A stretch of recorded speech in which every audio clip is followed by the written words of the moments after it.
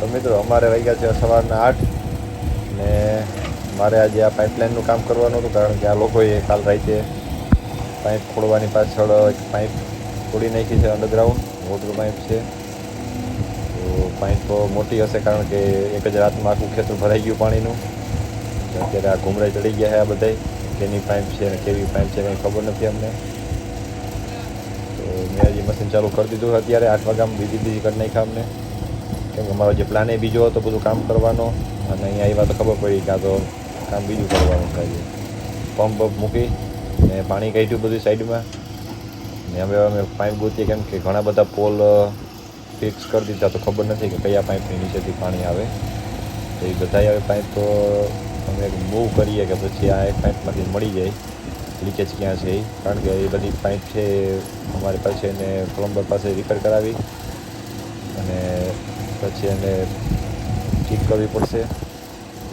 તો આ લોકો જે સુપરવાઇઝર ઘૂમરા ચડી ગયા બધાય, તો પાઇપ ક્યાં છે, કેવી પાઇપ છે. હવે જોઈએ આ પાઇપની નીચેથી નીકળે છે કે પાઇપ અહીંયા નીચે છે આ પોલની નીચે, કે પછી બીજો ક્યાંય પોલ છે ત્યાંથી નીકળે છે પાણી, કંઈ ખબર નથી. એટલે હાલો તમને બતાવું.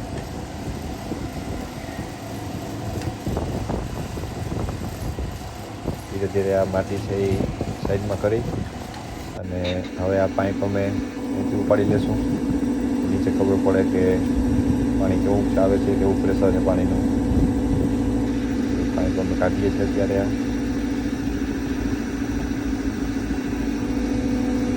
આ ખબર પડી જશે કે કેવું પ્રેશર આવે છે પાણીનું. પણ અહીંયા પાઇપ લીકેજ હોય છે. તો મિત્રો અમને લીકેજ મળી ગયો છે પાણીનો, કે પાણી કયા પોલની નીચેથી લીકેજ થયું છે અને પાણી આવે છે પણ ઘણું બધું, એટલે કે પાણી પ્રેશર પણ સારું છે કે, અને ક્યાં તો પાઇપ મોટી છે નીચે. તો મશીન આવે છે ત્યાંથી, હવે મશીન આ બાજુ લીધું છે, હવે ખોદીને જોઈએ કેવું પાણી આવે છે, કેવી પાઇપ છે. મિત્રો મશીનથી ખાડો ખોદી નાખ્યો છે ને પાઇપલાઇન લીકેજ છે અમને મળી ગઈ છે. તો હવે અમે એનો ફિક્સ કરશું, પણ આજે છે અમારે ફ્રાઈડે છે, એટલે શુક્રવાર છે, તો આજે કંઈ પ્લમ્બરનું નક્કી નથી. જોઈએ શું થાય છે. આજે છે પણ ફ્રાઈડે, એટલે હવે કોઈ પ્લમ્બર આવે અને ફિક્સ કરે તો ઠીક છે, બાકી પાઇપને કાપી અને બેન્ડ કરી બ્લોક કરવાની થાય છે. હવે એ લોકો કોન્ટેક કરે છે કે ક્યાંથી પ્લમ્બર આવે, કેમ કે આજે ઓલમોસ્ટ બધા રજાઓ વયા જાય છે ફ્રાઈડેથી. તો મિત્રો અમારે વાગી ગયા છે 4 ને આજે પ્લમ્બર આવવાનો નથી, તો અમારી રીતના જ આને શોર્ટ આઉટ કરવું પડશે. અમે એકવાર ટ્રાય કરીએ કે અમે આને શોર્ટ આઉટ કરીએ તો અમારે પાણી બ્લોક ના કરવું. તો હવે અમે અમારી રીતના આને લીકેજ છે એને ફિક્સ કરશું, ટ્રાય કરીએ ફિક્સ કરવાની. તો મારે પહેલાં બધું પાણી ઉલેચવું પડશે બારે, કેમ કે બે 3 પંપ છે પણ નાના પંપ છે અને પ્રેશર વધારે છે, તો પાઇપ દેખાતી નથી પાણીમાં. તો પહેલાં પાણી વારંવાર કાઢી નાખું બધું, પછી કંઈક કામ થાય અંદર.